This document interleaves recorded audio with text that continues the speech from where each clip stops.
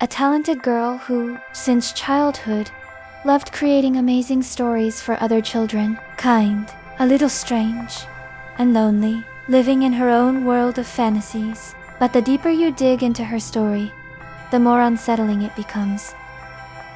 Hello everyone, Memory here. A new character has just been released, and I'd like to take a closer look at her story in more detail.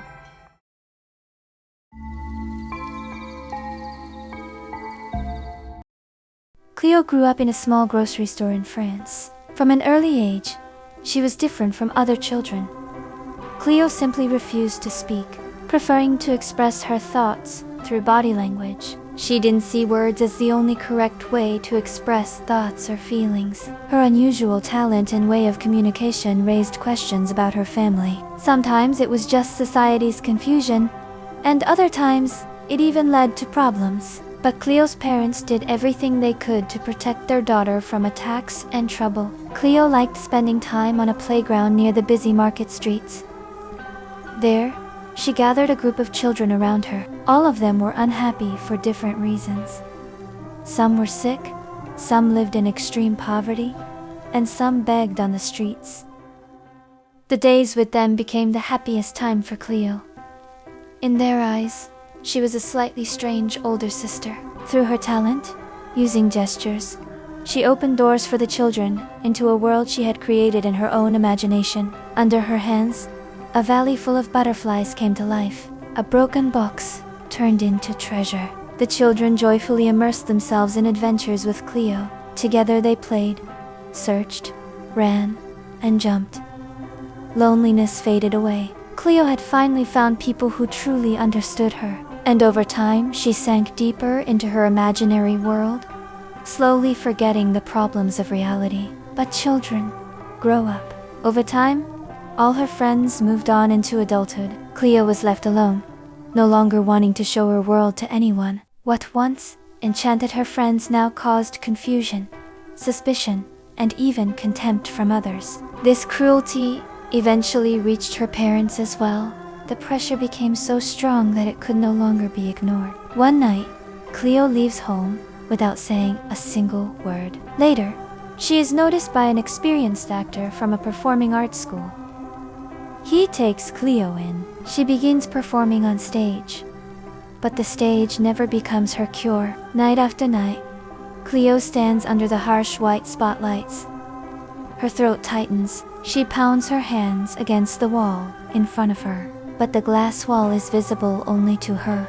For Cleo, it was never a performance. The wall around her was real, like a cage. She was desperately trying to escape. The noise and applause from the audience pressed down on her. The laughter was cheerful, but indifferent. The cage was closing in, and there was less and less air inside. Cleo decided to break out of the glass cage once and for all. More than anything in the world, she wanted to find her lost childhood friends.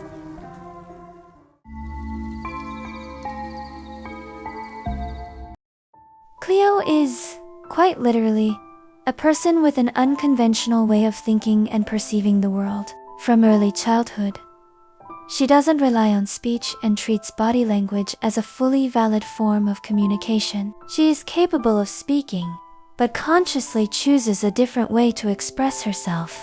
Her games with her friends are the key to understanding her. She doesn't play with them just for fun. It's her way of building a connection with other people. When the children grow up and leave, something breaks inside her personality. Her world is no longer shared. Instead, Cleo is seen as strange. As a result, her inner world is no longer shared by anyone. Cleo literally becomes a prisoner of her own way of communicating and her own world. In the trailer, we see a glass cage that Cleo desperately tries to break out of. This can be interpreted as hallucinations, or it can be seen as a metaphor. It may be an allegory for intense anxiety and a feeling of being overwhelmed by reality. Her glass cage represents a social role, society's expectations, and her difference from others. At this point, the character is going through an inner conflict. She wants to be understood, but the world doesn't accept her the way she is. That's why her final goal isn't the stage, money, or a career. it's finding her old friends, because that was the time when she felt truly heard and understood, and only during that period of her life did she possibly feel genuinely comfortable.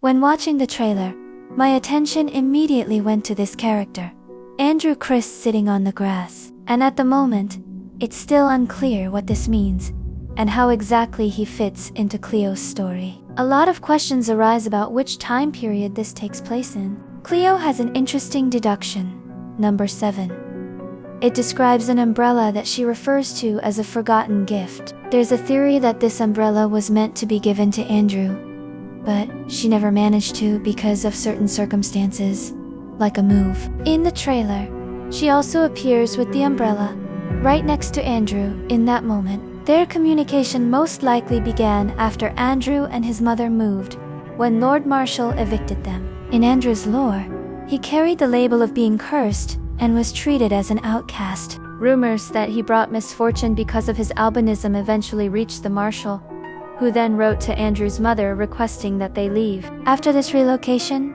it's likely that this is when they could have met Cleo, and they likely stopped communicating because Cleo left. The children grew up and probably moved away. At the beginning of the trailer fragment, we see many children, but a few shots later, only Andrew remains. And in the background, a child's voice says, "Goodbye, Cleo."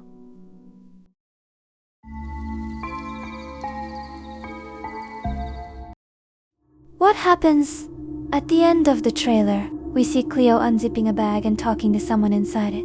In the next shot, we are shown puppets in the same bag, from which a hand sticks out before going limp.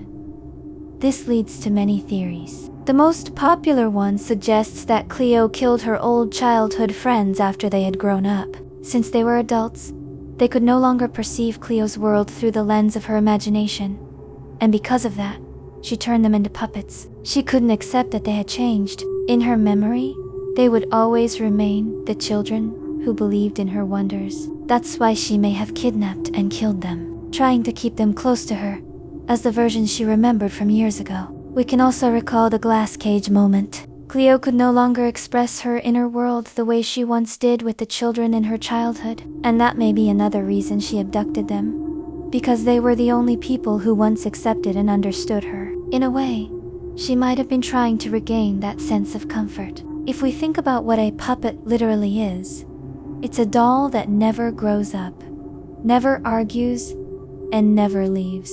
It stays forever, exactly the way the puppeteer wants it to be. Andrew is most likely not present in this image. If you count all the children and compare their younger versions to the puppets, every one of them matches, except for the girl with the green ribbon in her hair.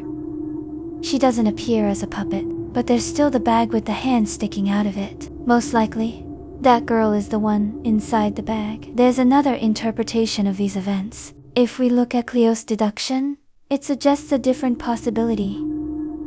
Cleo didn't kill her friends at all. She simply kidnapped them in an attempt to recreate the past from her childhood. The deduction reads, the incident took place in an abandoned warehouse. The floor was covered with children's drawings. A young woman with her wrists bound fell into despair after the fear had faded. Those involved in the incident refused to explain what had happened. She won't be coming back. This deduction is called finale, chaotic attachment, an absurd and desperate plea.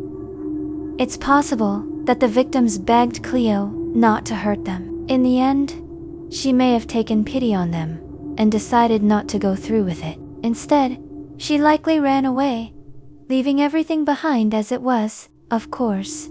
For now, all of this remains nothing more than theory. The game never gives a direct answer as to what happened to Cleo's friends, or why puppets and a body bag appear at the end of the trailer. But regardless of whether Cleo killed her friends, kidnapped them, or whether there's a completely different explanation for what happened, her story already feels like one of the most tragic we've seen in a long time.